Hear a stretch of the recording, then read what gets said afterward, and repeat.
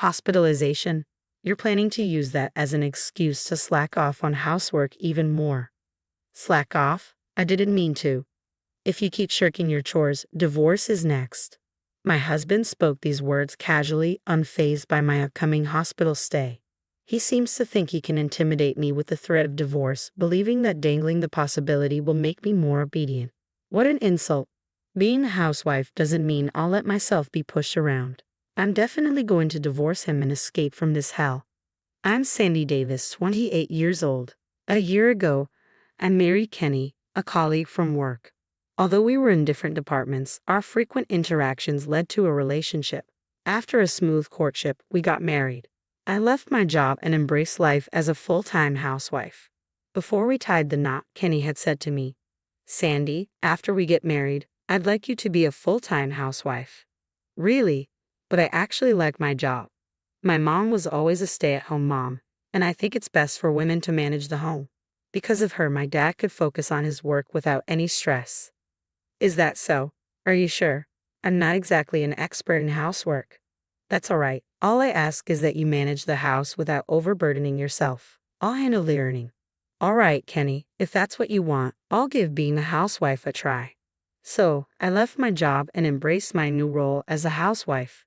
Navigating the unfamiliar chores was tough, but I was living the life I had dreamed of with Kenny, whom I loved deeply. After losing my parents a few years ago, Kenny was my only family, and I was determined to cherish our life together. But happiness is fleeting. 6 months into our marriage, Kenny came home in an unusually foul mood. Normally, he'd greet me with a cheerful "I'm home," even if he was tired, but today was different. He sighed heavily and collapsed onto the sofa. I approached him with caution. "Kenny, welcome home. You look exhausted. Are you okay?"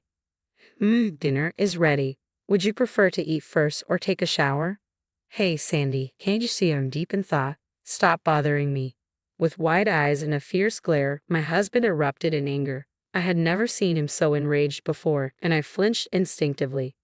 I'm sorry." Even as I quickly apologized, he made a loud, dismissive click of his tongue. His frustration spilled over as he began to vent his irritation on me. "Must be nice, just lounging around the house all day." "Wait, Kenny, what's this all of a sudden? You're supposed to be a housewife, but you're really just idling away while I'm at work. You're really the worst." "Hold on, I'm constantly doing chores around the house." "Shut up, you're nothing but a leech and you have the nerve to talk back to me." Without warning, he yanked a handful of my hair, lifting it painfully. Terror surged through me, and I cried out in desperation, "Stop it." But my plea fell on deaf ears. For the next hour, I was bombarded with harsh words, being called an inept wife and a freeloader.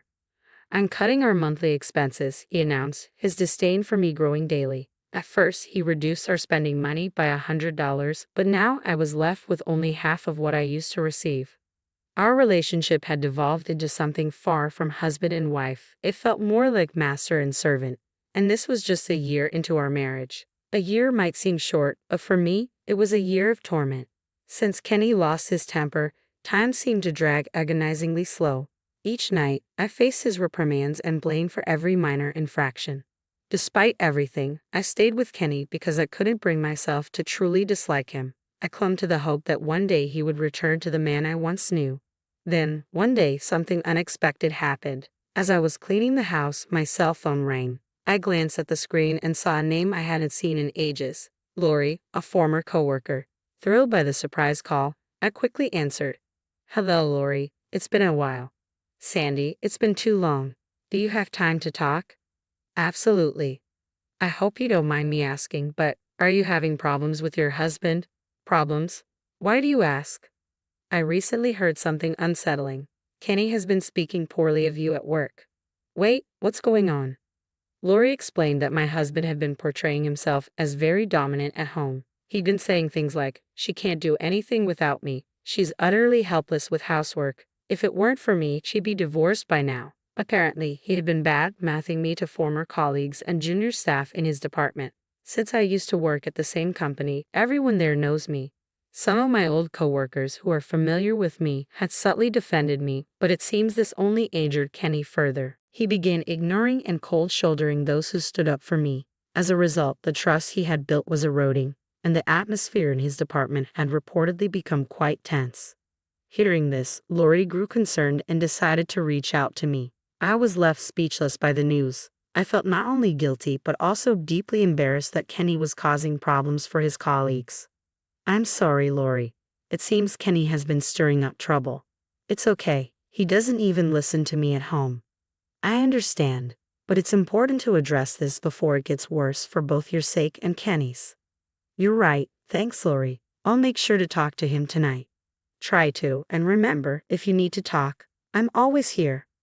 After thanking Lori and ending the call, I returned to my cleaning, resolute to have a serious conversation with Kenny when he got home. I waited anxiously for his return.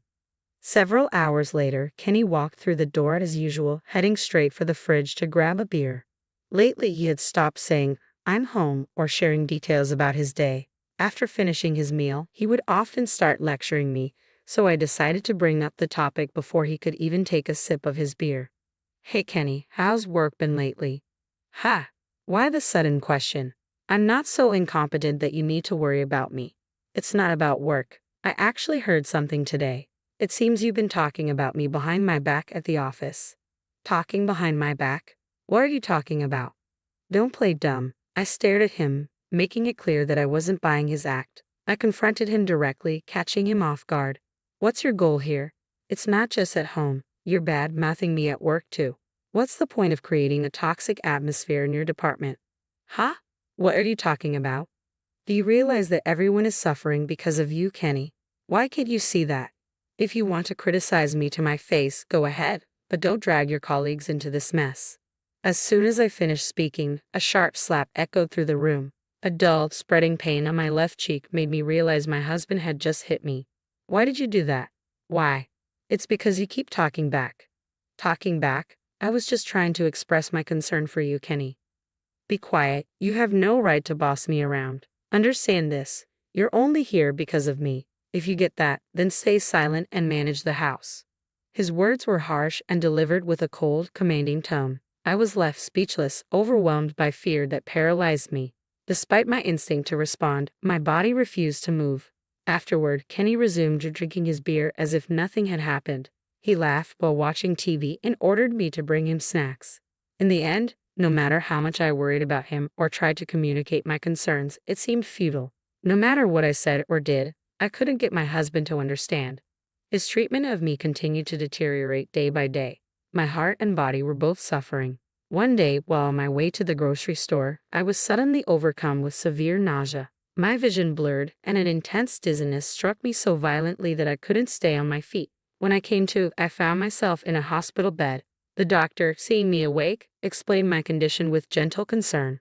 "You collapsed on the street. You're suffering from malnutrition, and the stress has caused you to develop a stomach ulcer." Hospitalization. But I'm a stay-at-home wife, and the household chores. What are you talking about? If you keep going like this, you'll end up completely worn out. I understand, but it was already past 7 p.m., so I decided to contact my husband to bring me some clothes. As I pulled out my phone, I was surprised to find a flood of messages that had arrived within the past hour. "Where are you? Get home immediately. You're such a drain on my finances, neglecting your chores." He must have returned from work, found everything undone, and lost his temper. Summoning my courage, I called him. After a few rings, he answered. "Where the hell have you been? What are you doing?" he shouted as soon as he picked up. Taking a deep breath, I calmly explained the situation. "The doctor said I need to be hospitalized for about a week." "So, hospitalization, huh? Are you planning to use that as an excuse to slack off even more?" "I'm not slacking off. It's just, you're already neglecting your chores. Next, it'll be divorce." "What, are you afraid of being alone if we split up? You don't have any relatives, do you? If I leave, you'll be completely on your own." Instead of showing any concern for my hospitalization, he was threatening divorce to force me to come home. At that moment, a rage I had never experienced before reached its peak. Enough, I've had enough. I realized that I could never be happy living with this man. It was better too. As I sorted through my thoughts, my husband, lost in his own arrogance, began taunting me over the phone. "Hey, are you even listening? You'd be in trouble if we divorced, wouldn't you?" "Fine." "What? What did you just say?" I said fine, let's get a divorce. No, no, you must be kidding. Do you even understand what a divorce means? Of course I do, but if that's what you want, then you can start by preparing the divorce papers. Ha! As if you have the courage to actually follow through. Just remember this. In frustration, my husband abruptly ended the call without waiting for a response. Later, my phone rang again. This time, it was my former boss from my old job.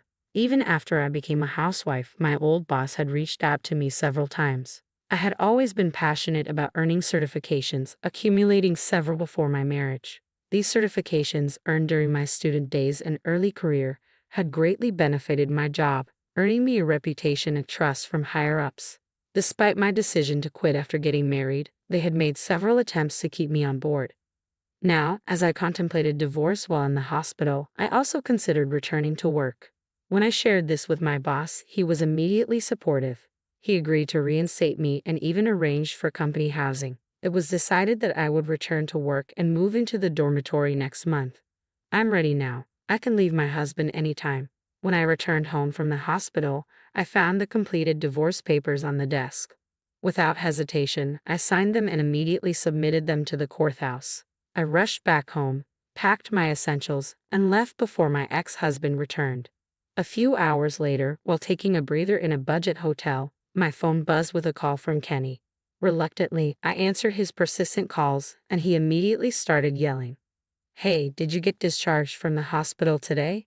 Yes, so what? I replied calmly. What do you mean, so what? You signed the divorce papers and left. Why didn't you wait for me to come back? You already know the answer. There's no reason for us to live together when we're practically strangers now, is there? Huh? Strangers? What are you talking about? You threw away the divorce papers, didn't you? Threw them away? You got scared when you realized I was serious about the divorce and threw them away, right? Kenny seemed convinced that I couldn't possibly go through with the divorce. He spoke as if I had no intention of ending our marriage and must have discarded the papers. Responding to his misunderstanding, I replied with a hint of sarcasm. Listen, you're mistaken. I never threw away the divorce papers. Then where are they? I've submitted them to City Hall. What kind of joke is this? It's not a joke. The papers have been accepted and you and I are now strangers. We'll never have to deal with each other again. He raised his voice in response. Don't mess with me. Whether he believed me or not, he began blaming me again. There's no way you can divorce me. You have no family, no job. I certainly have no family, but I do have a job now. Oh, you're just a housewife. That was true until now. While I was in the hospital, I contacted my boss and they agreed to hire me back. That's not something you can do so easily. It's possible. They even told me they want me back. There's no way. You probably don't know, but I'm going to resume work and live in the company's dormitory starting next month. Kenny's voice took on a desperate tone. Wait a minute, this must be a joke, right? I wasn't serious about the divorce.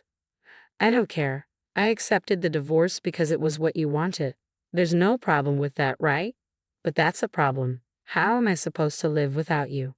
As soon as he realized it was a genuine divorce, my ex-husband began to plead and cling to me, failing to learn his lesson. Disgusted by his attitude, I couldn't help but raise my voice. Ha, I don't care about your life. You're an adult, figure it out on your own. According to you, I was a failed wife, right? So you shouldn't have any problems without me. That's not true. Wait, I apologize. Please forgive me. Shut up. I don't love you anymore. I will never forget how you treated me like a slave. Don't ever appear in front of me again. Reflect on your actions and live alone for the rest of your life. I hung up the phone abruptly and blocked his number, ensuring we would never interact again. However, my new job was at his workplace, and news of our divorce spread quickly through the office. Because he had bad-mouthed me there, many believed he got what he deserved. Feeling out of place, Kenny started taking unauthorized absences, which eventually led to his dismissal for misconduct. This severed all ties with him. Due to the alimony I demanded after the divorce, he ended up in debt. Losing his job and saddled with debt, I have no idea where he is or what he's doing now. The one thing I am sure of is that he isn't living the wealthy life. His unhappiness is my only consolation after the torment I endured. From now on, I will work for myself and live for myself, regaining the freedom I lost during our marriage.